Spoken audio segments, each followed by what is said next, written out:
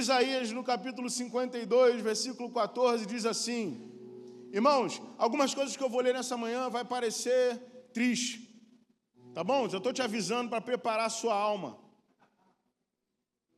mas o seu espírito vai pular de alegria comigo, amém? Amém. Isaías, no capítulo 52, versículo 14, diz assim: assim como houve muitos que ficaram pasmos diante dele quem, irmão? Diga assim: Jesus.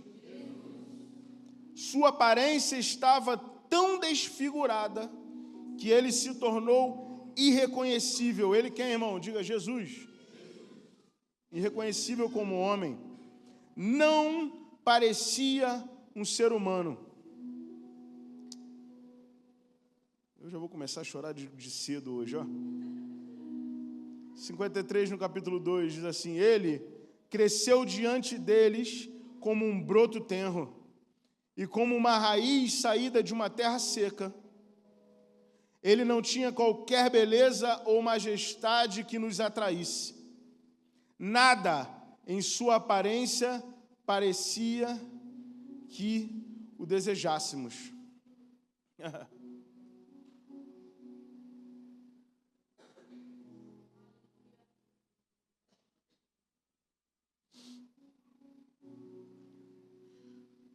Versículo 13, irmão.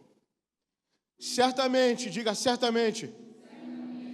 Ele tomou sobre si as nossas enfermidades e sobre si levou as nossas doenças. Contudo, nós o considerávamos castigado por Deus, por ele atingido e afligido. Mas ele foi transpassado por causa das nossas transgressões, foi esmagado por causa das nossas iniquidades. O castigo que nos trouxe a paz estava sobre ele, e pelas suas pisaduras nós fomos curados. Talvez, irmão, seja a primeira vez que você se depara com esse texto está em Isaías, como eu disse. Talvez, irmão, não seja a primeira vez, você tenha um pouco mais de intimidade caminhando com Jesus e a sua palavra. Mas eu quero que nessa manhã esse texto não sejam apenas letras ou palavras jogadas ao vento, mas que eles sejam como uma boa semente e encontrem no seu coração um bom solo para germinar no tempo certo. Amém, amém, queridos? Essa semente, como eu disse, vou dizer pela terceira vez, não querendo ser chato, mas já sendo. Essa semente, essa palavra, tem o poder de cair no solo do seu coração e abalar as estruturas do seu entendimento. Sabe, irmãos? Aleluia. Quando uma semente cai no solo, ela não começa a crescer para cima. Ela primeiro encontra um lugar de sustento no solo. E isso mexe com as estruturas de um solo. Quando uma palavra, irmão, uma semente encontra um solo, ela nasce primeiro como uma raiz bem forte e profunda. E ela tem a capacidade de encontrar aquilo que estava escondido no solo e retirar. Você sabia que uma semente, começando a criar as suas raízes, começa a afastar as pedras e pedregulhos que estão dentro do solo? Ela é capaz até de tirar para fora do solo essas pedras, irmãos, para que aquele ambiente seja um ambiente favorável para ela sugar todos os nutrientes, para que ela assim cresça. É isso que a palavra rema vai fazer com o seu coração nessa noite. Essa manhã, perdão. Ela vai encontrar um solo, irmãos, que talvez não seja o melhor solo favorável, mas vai remexer aí dentro para dar a oportunidade do Senhor transformar a minha e a sua vida. E quando se tornar visto pelos homens, muito caminho já vai ter sido percorrido. E você vai estar pronto. Diga: eu estarei pronto. Diga melhor, irmão, que a fé é agora, né? Diga assim: eu estou pronto. Pode estar doendo aí dentro, irmão. Pode não ser o melhor cenário da sua vida, mas você vai passar a declarar a partir de hoje: ei, Senhor, eu estou pronto. Não é pronto, irmão, mediante a uma ótica humana, natural, física, que tudo está cooperando, que você está na melhor fase da sua vida. Não se trata disso, irmão. É pronto no lugar de estar disponível. Porque se eu e você entendermos, querido, que o que nós fazemos aqui não fazemos pela força do nosso braço, Deus tem a oportunidade de te levar, irmãos, para outro lugar. irmão, pela força do meu e do seu braço, porque se fosse, estávamos fadados ao fracasso, querido. É porque Jesus morreu numa cruz, no Calvário, irmão. É porque Ele caminhou, querido, naquela via dolorosa. É porque Ele suou lágrimas de sangue, pensando no que estaria para acontecer. É porque, irmão, mesmo sendo Deus, Ele não se importou com essa vaidade de ser um Deus. Antes, a si mesmo se humilhou, se entregou, assumindo e sendo obediente até a morte e morte de cruz, irmãos. É por Ele, é para Ele, sempre vai ser Ele, em todos os dias da minha e da sua vida, irmão. Louco é o homem que pensa que pela sua vontade pode fazer algo. Isso não dura, irmão. Você tem até uma energia aí que pode durar alguns anos, meses, décadas, não sei, irmão, qual tipo de energia você tem a dispor. Mas não é duradouro, irmão, não é longínquo. Mas Deus tem a capacidade de propulsionar, irmão, sei lá se essa palavra existe. De trazer propulsão, é isso? Irmão. Deus tem a capacidade, irmão, de injetar em você um combustível santo. Que pode trazer, irmãos, a sua vida, levar a sua vida. Irmão, você vai pegar comigo daqui a pouco.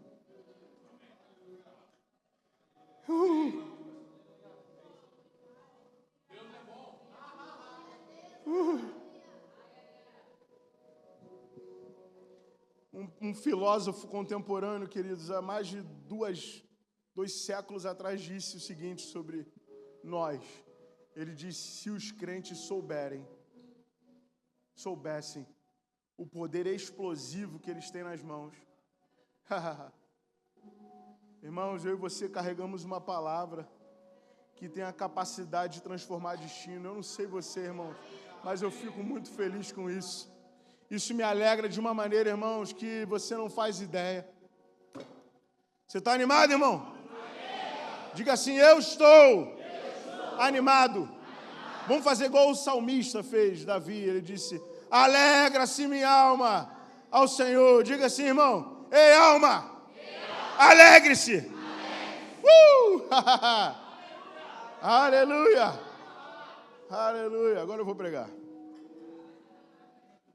Só ia pregar se você chegasse lá comigo. Nós estamos num mês falando sobre Páscoa. Você sabia disso?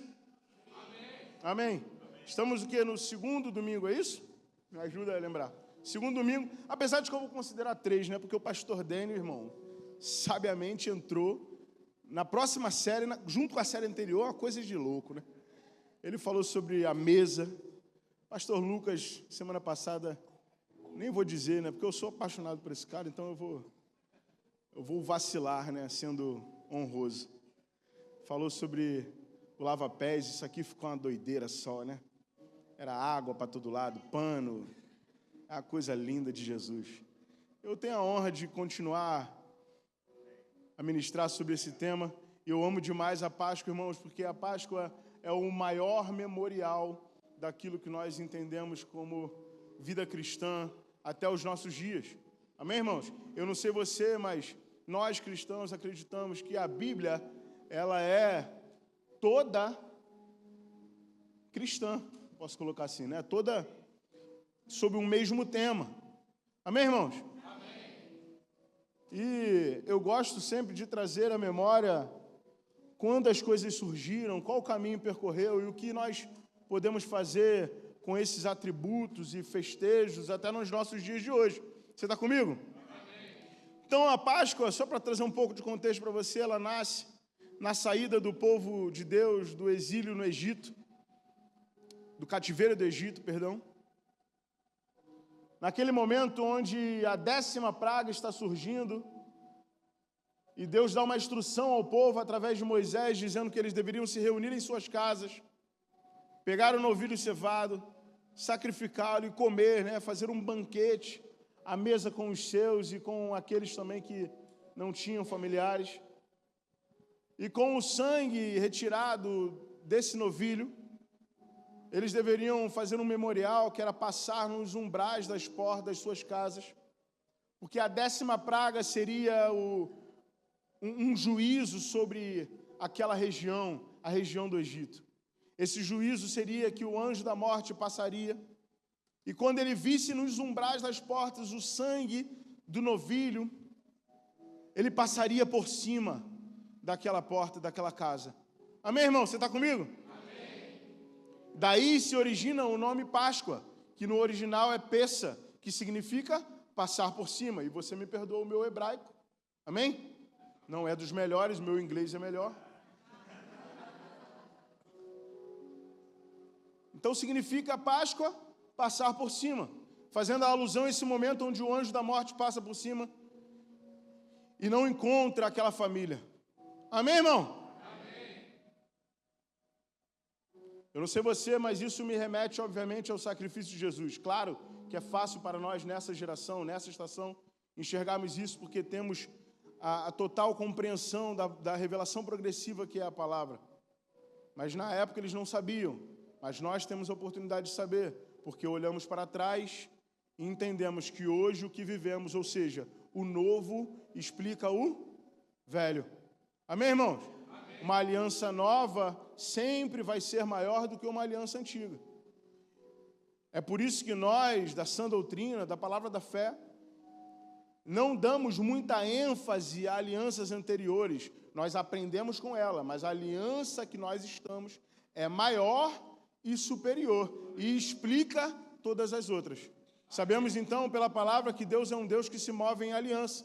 De aliança em aliança, Ele foi instituindo novas regras, novas doutrinas, novas leis, até que a aliança que a Bíblia chama de aliança perfeita é instituída em Cristo Jesus.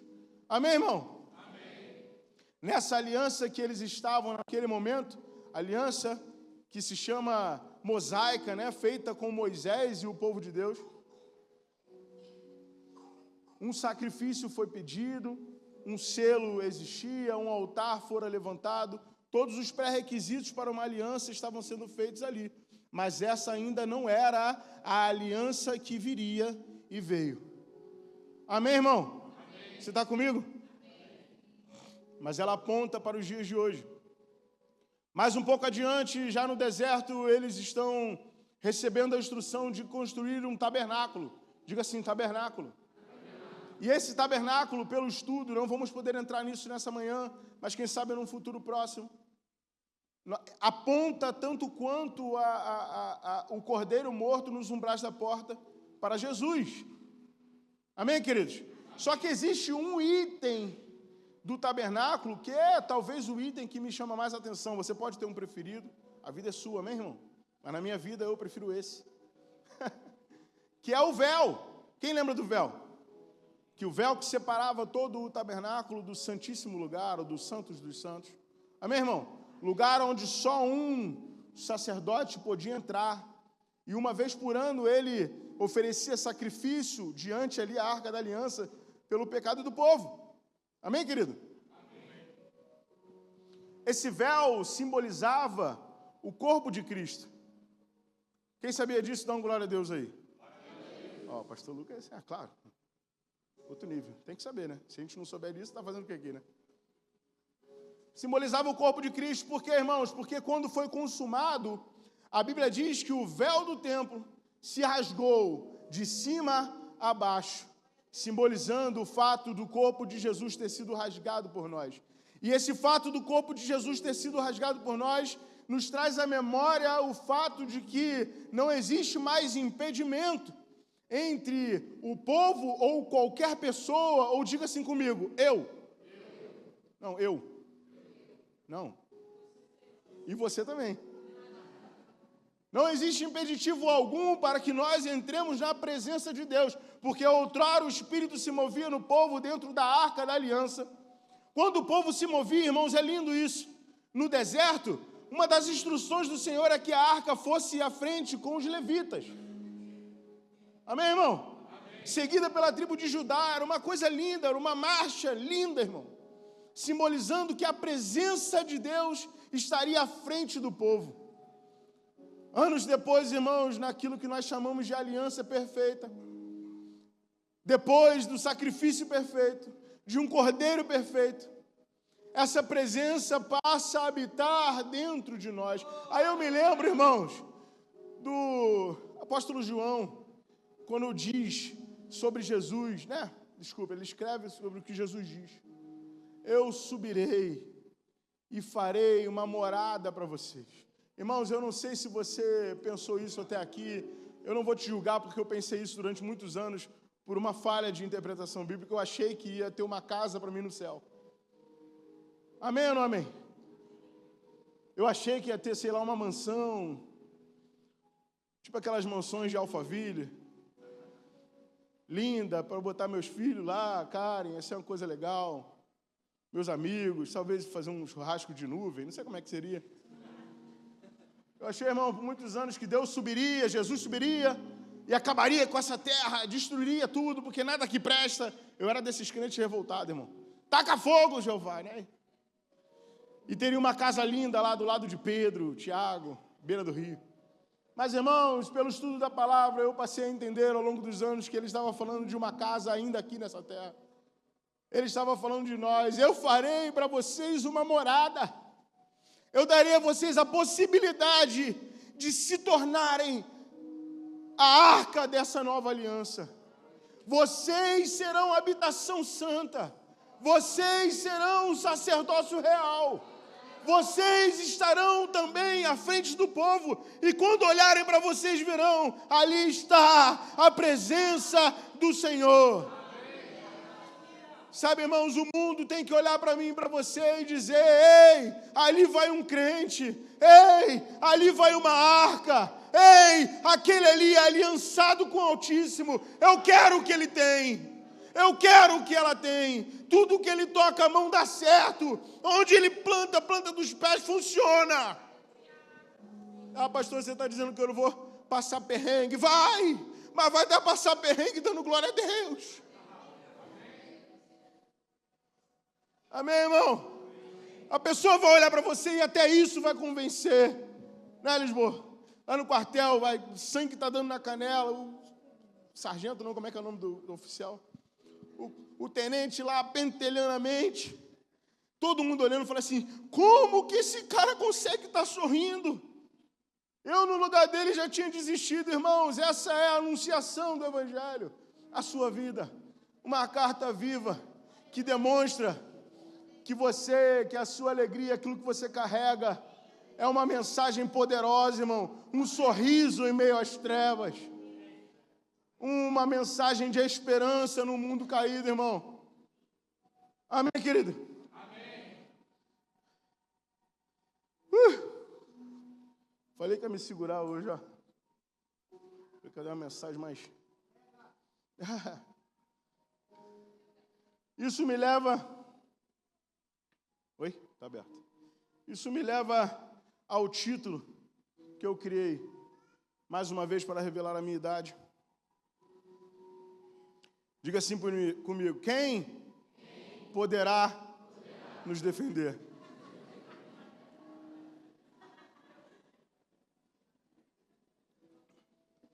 Não foi o Chapolin, irmão.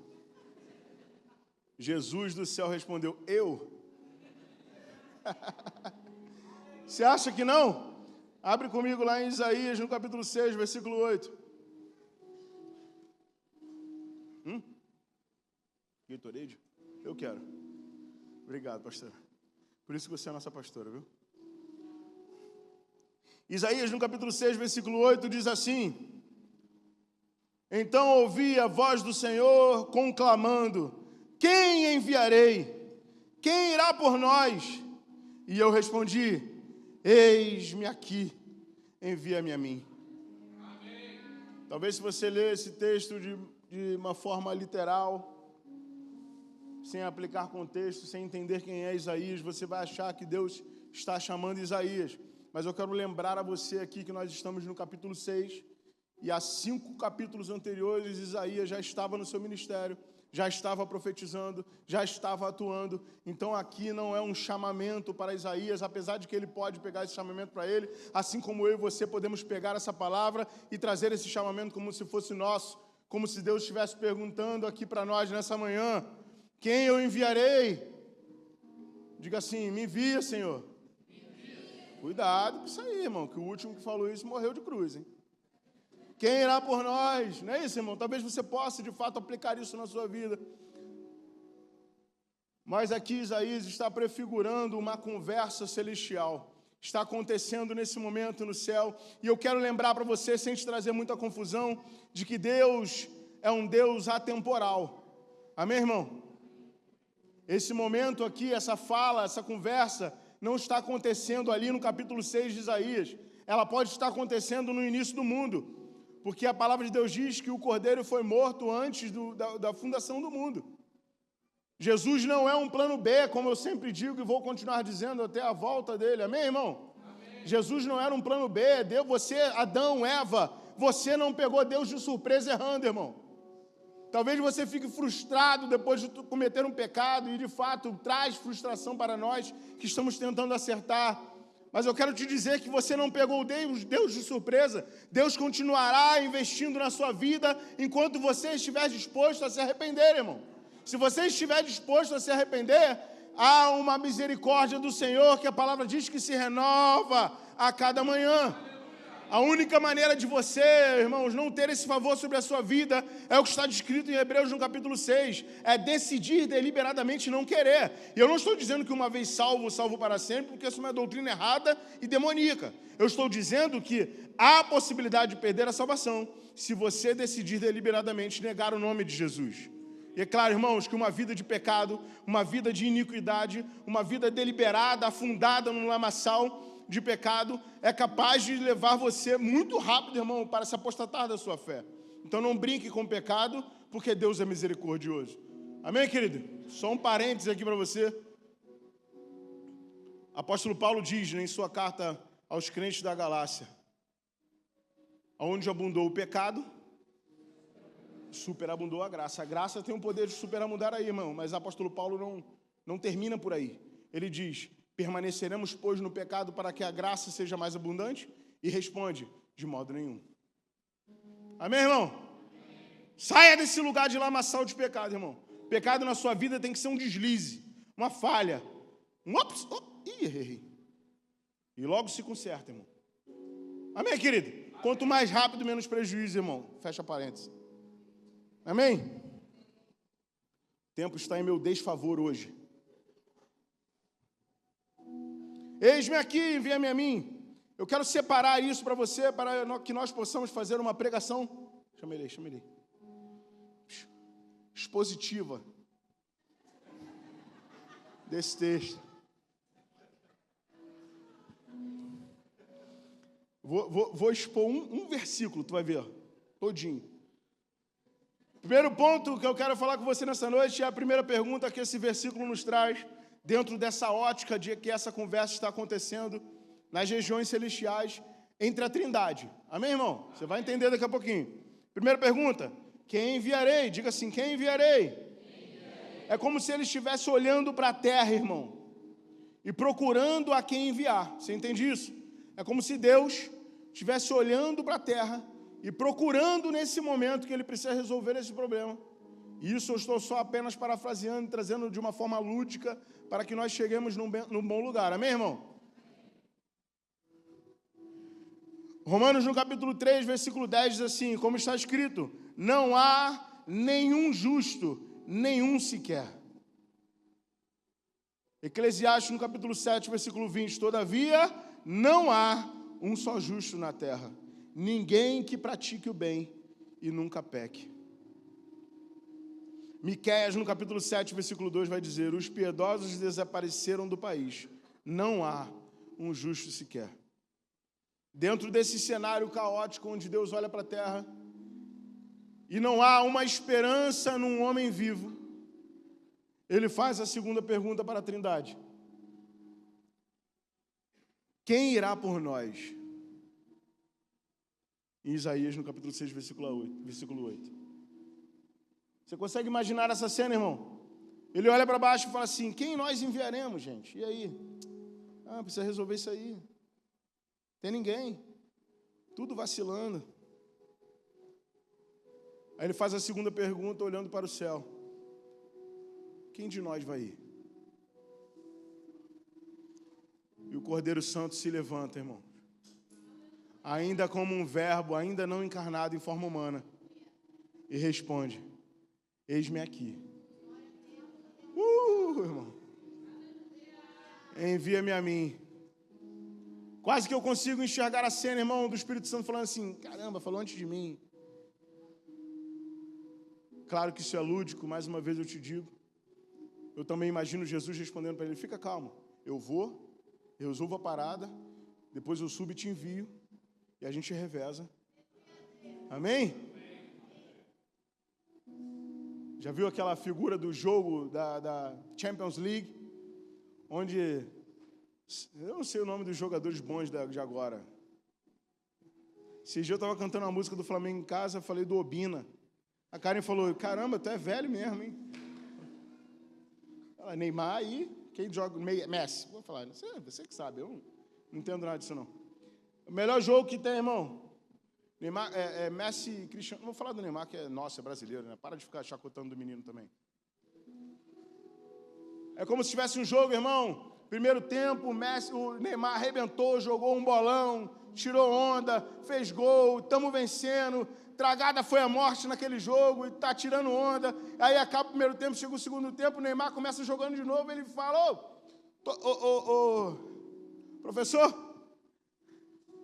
está na minha hora, vou subir e descansar, no próximo jogo eu volto. No jogo de volta. Pegou? Aí o técnico fala assim: vamos embora, Espírito Santo, tua vez. E Jesus sai, o Espírito Santo entra em campo, irmãos, e nós estamos vivendo essa fase. Jesus disse: eu vou enviar outro igual a mim. E o que significa outro igual a mim nesse contexto? Outro do mesmo tipo, outro da mesma origem, outro da mesma espécie. Então eu e você não ficamos carentes de um Salvador, irmãos, porque o nosso Salvador vive, está sentado à direita do Pai, nas regiões celestiais, acima de todo principado, autoridade, advogando em nosso favor, e diz que espiritualmente nós também estamos lá com Ele. Mas ele falou: olha, enquanto eu não volto, eu vou enviar o meu Espírito, e esse Espírito vai caminhar com você todos os dias. Ele será para vocês um consolador, um amigo fiel. É a mesma coisa que eu tivesse aí. Amém, irmão? Mas aqui nesse contexto, ele diz: envia-me a mim.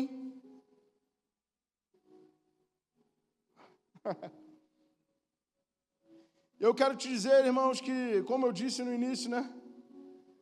Não foi um plano B. O Cordeiro, ele é anunciado lá em Gênesis ainda, ele é anunciado pelo próprio Deus, Pai.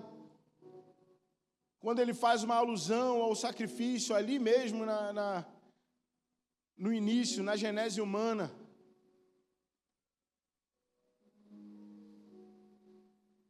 Amém, irmão? Fala que Deus encontra o homem e a mulher no jardim, perdidos, tristes, chateados, frustrados, porque eles sabiam que tinham errado, tentando se esconder. Ele fala: vamos lá, cara, vamos resolver essa parada aqui, vamos conversar. Espera aí, antes que vocês, eu estou vendo que vocês estão envergonhados, eu vou fazer o primeiro sacrifício para mostrar para vocês como vai ser. Daqui até lá, vocês vão continuar sacrificando, levantando os altares, né, derramando sangue, para que vocês se acostumem com isso, mas nada que vocês fizerem até lá vai resolver o problema. É só uma alusão daquilo que eu vou ter que fazer. Nesse momento, Jesus diz: envia-me a mim, e ele é enviado desde antes da fundação do mundo. Você está comigo? Amém. Mas Deus faz ali o primeiro sacrifício, aquele cordeiro é morto, e é com aquelas vestes, ele veste o homem e a mulher daquela nudez do pecado que o pecado proporcionou a eles, demonstrando ali que dali por diante eles precisariam dos sacrifícios para estarem encobertos, até que Jesus viria e resolvesse o problema de vez por todas. Amém, irmão? Amém. Você está comigo? Aleluia. Mas eu quero ler um texto com você que está em Isaías, no capítulo 7, versículo 14, que diz assim: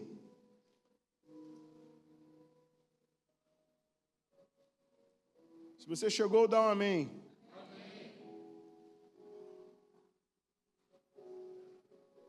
Chique essa igreja, né, cara? Gatorade.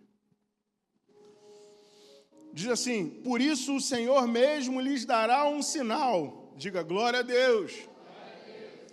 No contexto aqui, Deus está dizendo assim: me pede um sinal, se você for ler o texto. E o profeta diz, não vou pedir sinal nenhum. E Deus falou assim, por isso eu mesmo lhes darei um sinal. A virgem, diga assim, a virgem ficará grávida. Vamos lá, gente. Estou contando a história da salvação da sua vida, me ajuda aqui. A virgem ficará grávida e dará à luz um filho. E o nome dessa virgem é a Santíssima Maria. Não está aí no texto, não, irmão? E graças a essa bendita, santa, maravilhosa, nós fomos salvos. Se não fosse Maria, seria outra, irmão. Com todo respeito a Maria, maravilhosa. Foi achada entre muitas mulheres. Mas santa é Jesus, irmão.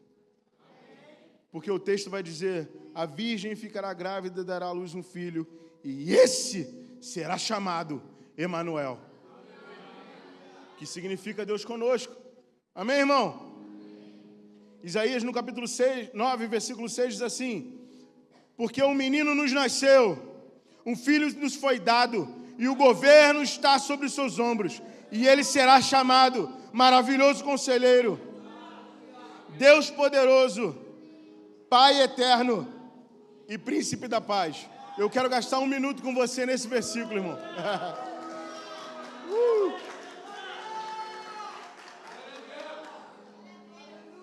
Mexe com a gente, né? Esse negócio é bom demais. Mas vou continuar aqui. Eu quero gastar 1 minuto com você nesse versículo, irmão, porque é uma tradução que diz Pai da Eternidade. Quem tem essa versão aí na sua Bíblia, levanta a mão. Amém? Depois que a Bíblia foi um pouco mais esmiuçada e novas versões surgiram, nós entendemos, os teólogos entenderam, que o termo mais apropriado seria Pai Eterno. Porque Jesus, de fato, não é o Pai da eternidade, porque eternidade nos remete a algo que não tem começo nem fim. Amém, irmão? Mas a palavra eterno simboliza que começou em algum ponto e vai permanecer para sempre. Por isso, a palavra aqui usada para Pai da eternidade é a palavra avíade. Desculpa, de novo, mais uma vez meu hebraico, né? Não sei se é avíade, aviede, não faço ideia. Mas eu estou olhando aqui no português hebraico. Amém, queridos? Que, em teoria ou na prática, seria melhor aplicada para Pai Eterno, porque, nesse momento, assim, Jesus se tornaria o Pai Eterno, deixa eu puxar aqui, porque a sua morte traria às pessoas a esperança de uma vida eterna. Amém, queridos? A Bíblia chama ele de, até dado momento, de unigênito. Quando ele morre pelos nossos pecados e cumpre, irmãos, o sacrifício perfeito, ele passa a ser o primogênito. Ele se torna pai da possibilidade de nós sermos com ele eternos. Aleluia. Amém, irmão? Faz sentido? Separe essas duas coisas na sua mente, irmãos. Deus se move de eternidade a eternidade. Jesus vem na plenitude dos tempos, num tempo específico favorável, preparado para ele vir, resolve o problema, para que nós que estávamos fadados a morrer sem ele, espiritualmente, eternamente, passássemos a viver com ele eternamente a partir daquele dia. Então ele se torna o Emanuel. Amém, irmão? Amém. Que pode ser traduzido como maravilhoso conselheiro, Deus poderoso, Pai eterno e Príncipe da Paz. Amém, queridos? Salmos. No capítulo 40, versículo 7, nós estamos começando a terminar.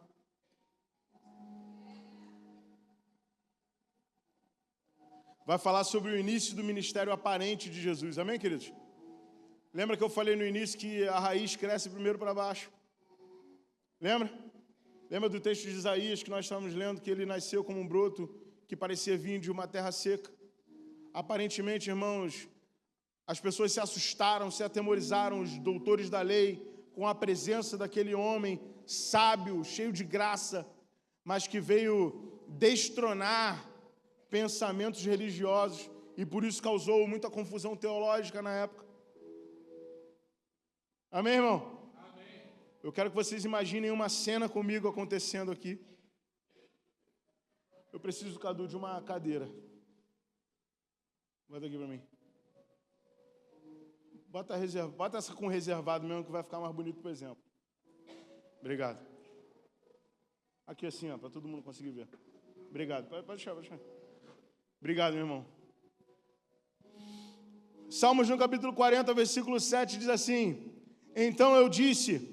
Esse também é um salmo profético, irmão, falando sobre um dia que aconteceria, e esse dia se cumpriu em Lucas, no capítulo 4, a gente também vai ler, amém? Para quem está anotando aí, Salmos 40, do 7 ao 8. Depois nós vamos ler Lucas 4, do 14 ao 21, amém, irmão? Em Salmos diz assim: então eu disse, aqui estou, no livro está escrito ao meu respeito. Versículo 8, tenho grande alegria em fazer a tua vontade, ó meu Deus. A tua lei está no fundo do meu coração. Grifa aí na sua Bíblia, no livro está escrito ao meu respeito. Amém, irmão?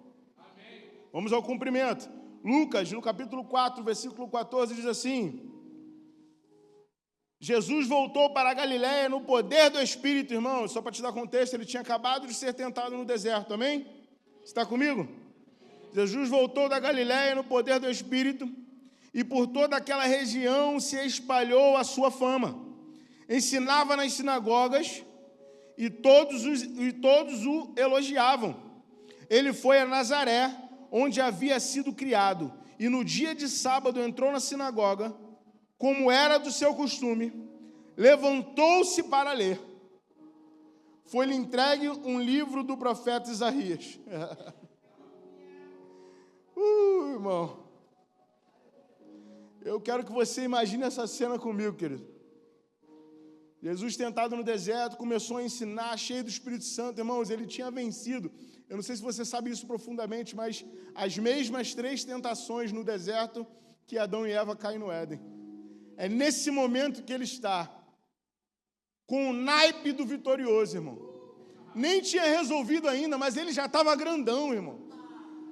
Ele falou, opa! O primeiro Adão... já perdeu. Agora resolvi essa pegada. Falta ainda um caminho aí pela via dolorosa. Vai ser ruim pra caramba, mas as tentações foram vencidas. Porque se ele morresse depois de ter caído numa tentação, não adiantaria nada. Porque ele seria como eu e você. Mas ele venceu o pecado. Venceu as tentações. Para depois sim se oferecer como um sacrifício perfeito. Amém, irmão? Versículo 17, foi-lhe entregue um livro do profeta Isaías. Era comum que pessoas, estudiosos, mestres, nas sinagogas, pegassem um texto e começassem a ler para os irmãos ali, para eles se alegrarem com o texto bíblico. Amém, irmão? Com a Torá, no caso, que era o que existia até o momento. Abriu-o e encontrou o lugar onde estava escrito.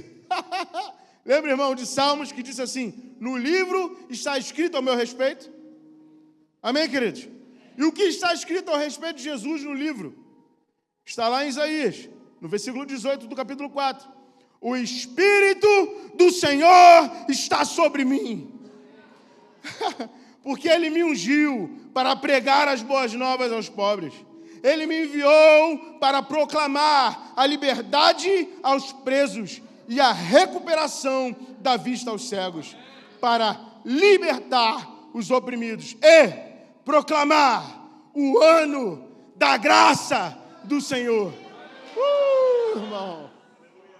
Amém, querido? Aí acontece algo emblemático que vai chocar a religião. Você está pronto? Diga assim, eu estou pronto. Ele pega o livro, irmão. Continua lendo aí comigo. Aí. Então ele fechou o livro. Eu vou precisar de um assistente aqui. O Herbert. O Espírito do Senhor me ungiu para proclamar, você lembra, né? Ele fechou o livro, entregou para o assistente. Obrigado. Pode ir.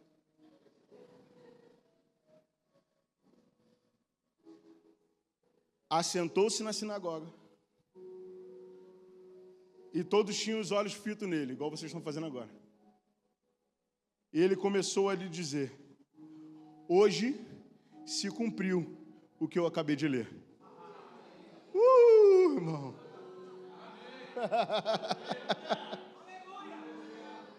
Eu não sei se você fica feliz, animado, ou se você ainda está um pouco confuso com isso, querido, mas A cadeira que Jesus senta é a cadeira de Moisés, que representava a autoridade da religião naquela época. Somente o sumo sacerdote sentava nela e podia ler.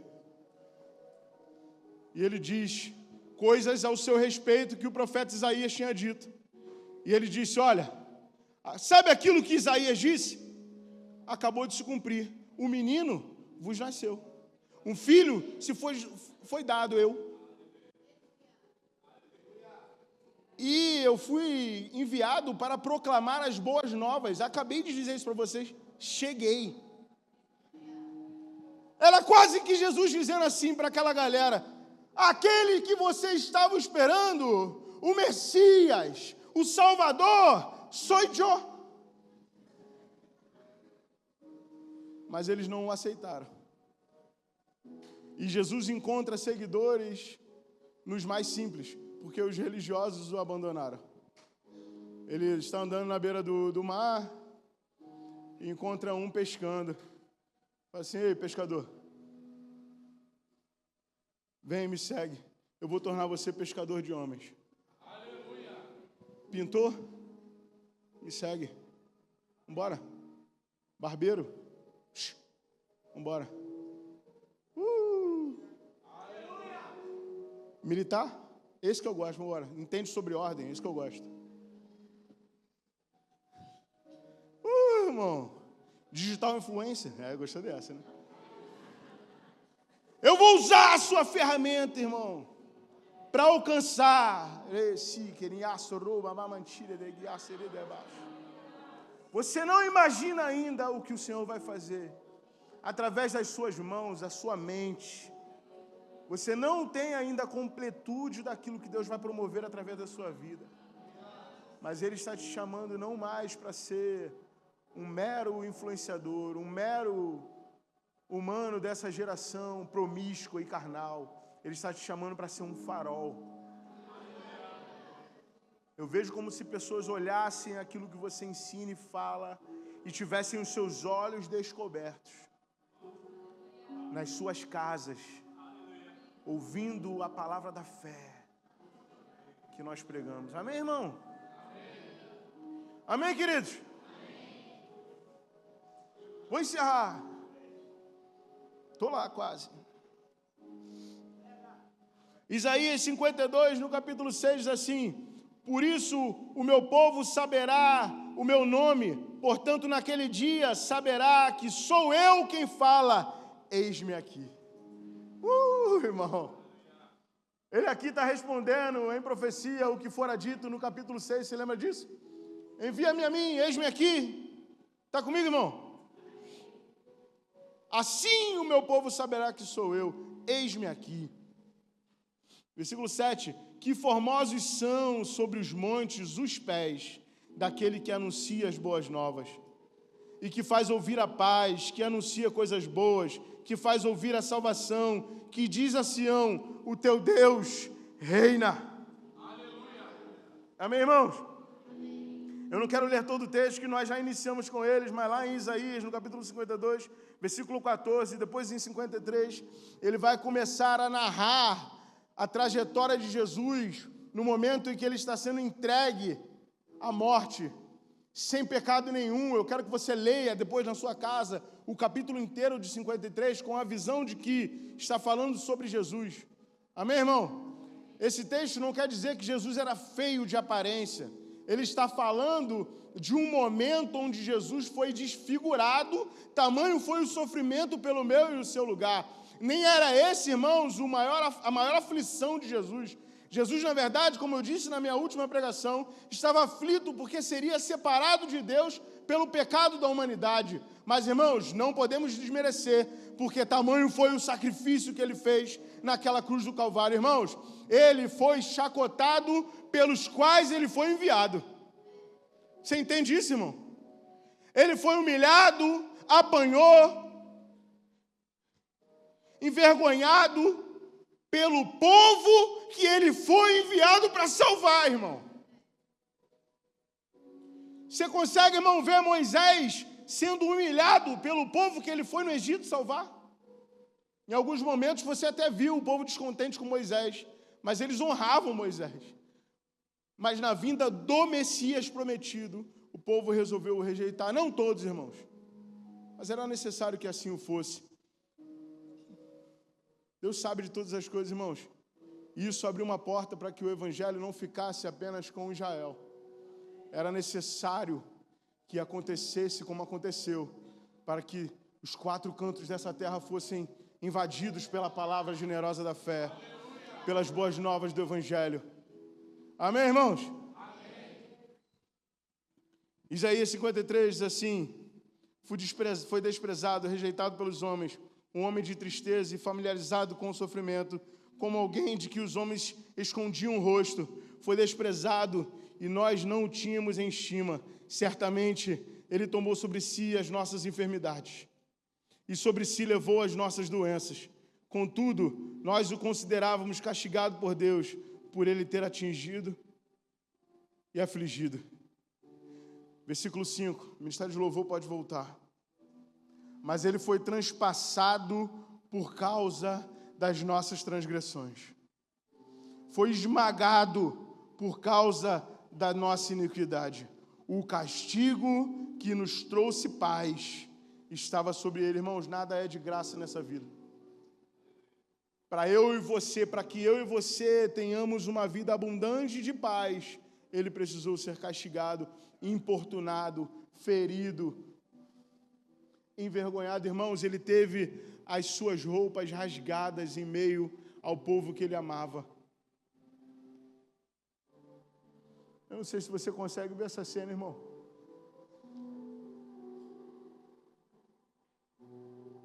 Cuspido, empurrado, maltratado por aqueles que ele decidiu deliberadamente vir. Quando ele disse, envia-me a mim, ele diz, me manda para esse povo, eu vou fazer o que tem que ser feito. E ele chega aqui e ele é humilhado dessa forma, pelado, irmão. Não é como o filme diz, irmão, é 10 vezes pior. Conta-se a história de que os espinhos cravados na sua cabeça tinham mais ou menos 15 centímetros, irmãos, e eram fortes como uma lâmina, capazes de quebrar o crânio de alguém. Você consegue imaginar isso, irmão? Ele não morre rápido. Ele sofre de verdade, irmãos. Até determinado ponto daquela madrugada, o soldado precisara enfiar uma lança para saber se ele tinha morrido. E ele, ainda vivo, recebe uma lança que transpassa o seu tronco. E o pior, por aqueles que ele foi enviado. Aí eu vou ver os textos bíblicos que dizem, poxa, vocês vão continuar pecando. Toda vez que vocês fazem isso, vocês crucificam novamente o Cristo. Pensa comigo, irmãos, eu e você estamos com raiva de Israel, com raiva do povo hebreu, falando, caraca, por que fizeram isso com o meu Messias? Mas eu e você, irmão, todo santo dia, deliberadamente, escolhemos colocá-lo nesse lugar de vergonha de novo. Era como se Jesus, não é, irmão, mas é como se Jesus no céu fosse novamente envergonhado pelo povo que ele foi enviado. E agora, não mais o povo pelo qual ele foi enviado. Nós hoje não somos mais o povo pelo qual ele foi enviado só. Nós somos o seu corpo.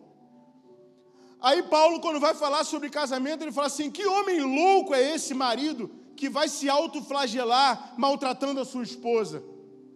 Porque ela é o seu corpo e ele é o cabeça dela. E Cristo é o cabeça dele. Nós fazemos isso, irmão, quando deliberadamente escolhemos enganar, maltratar, trair, envergonhar, fofocar.